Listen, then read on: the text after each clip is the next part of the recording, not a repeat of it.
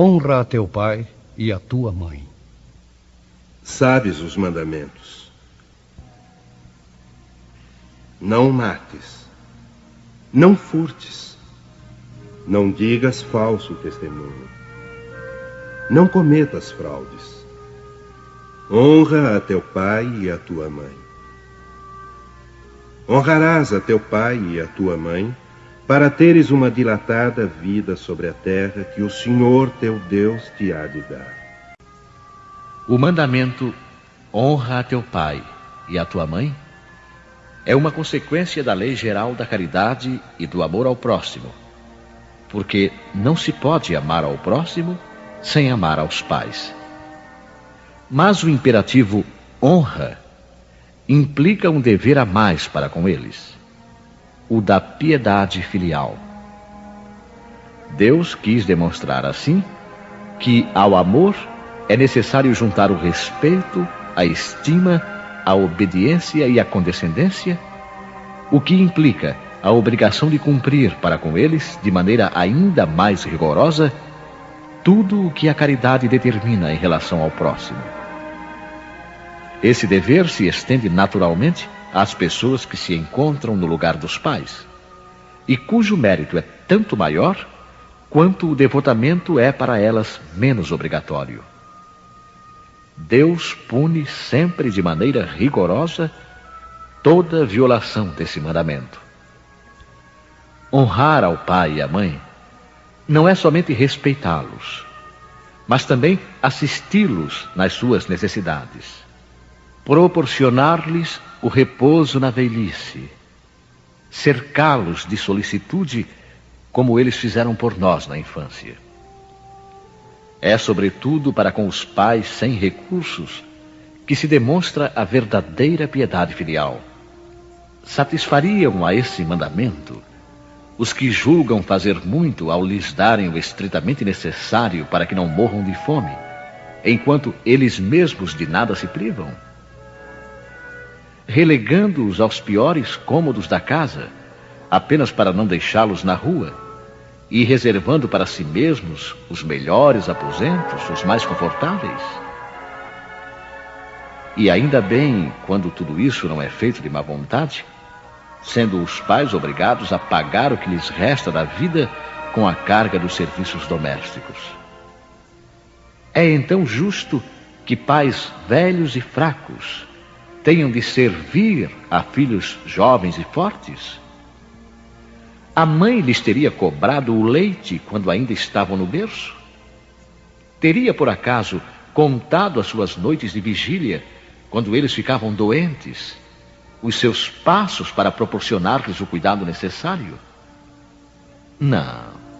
Não é só o estritamente necessário que os filhos devem aos pais pobres, mas também, tanto quanto puderem, as pequenas alegrias do supérfluo, as amabilidades, os cuidados carinhosos, que são apenas os juros do que receberam, o pagamento de uma dívida sagrada. Essa somente é a piedade filial aceita por Deus. Infeliz, portanto, aquele que se esquece da sua dívida para os que o sustentaram na infância, os que com a vida material lhe deram também a vida moral, e que frequentemente se impuseram duras privações para lhe assegurar o bem-estar. Ai do ingrato, porque ele será punido pela ingratidão e o abandono. Será ferido nas suas mais caras afeições, às vezes desde a vida presente, mas de maneira certa noutra existência, em que terá de sofrer o que fez os outros sofrerem. Certos pais, é verdade, descuidam dos seus deveres e não são para os filhos o que deviam ser. Mas é a Deus que compete puni-los, e não aos filhos. Não cabe a estes censurá-los, pois que talvez eles mesmos fizeram por merecê-los assim. Se a caridade estabelece como lei que devemos pagar o mal com o bem, ser indulgentes para as imperfeições alheias, não maldizer do próximo, esquecer e perdoar as ofensas, e amar até mesmo os inimigos, quanto essa obrigação se faz ainda maior em relação aos pais. Os filhos devem, por isso mesmo, tomar como regra de conduta para com os pais todos os preceitos de Jesus referentes ao próximo e lembrar que todo procedimento condenável em relação aos estranhos, mais condenável se torna para com os pais. Devem lembrar que aquilo que no primeiro caso seria apenas uma falta, pode tornar-se um crime no segundo, porque neste, à falta de caridade, junta-se a ingratidão. Deus disse: honrarás a teu pai e a tua mãe, para teres uma dilatada vida sobre a terra que o Senhor teu Deus te há de dar. Mas por que promete como recompensa a vida terrena e não a celeste? A explicação se encontra nestas palavras: que Deus vos dará, suprimidas na forma moderna do decálogo, o que lhe desfigura o sentido. Para compreendermos essas palavras, temos de nos reportar a situação e as ideias dos hebreus na época em que elas foram pronunciadas. Eles ainda não compreendiam a vida futura. Sua visão não se estendia além dos limites da vida física. Por isso deviam ser mais fortemente tocados pelas coisas que viam do que pelas invisíveis.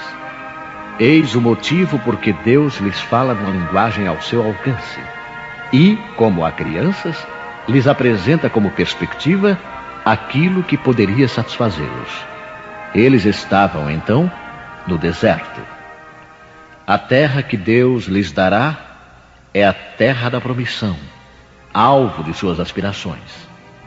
Nada mais desejavam, e Deus lhes diz que viverão nela por longo tempo, o que significa que a possuirão por longo tempo, se observarem os seus mandamentos.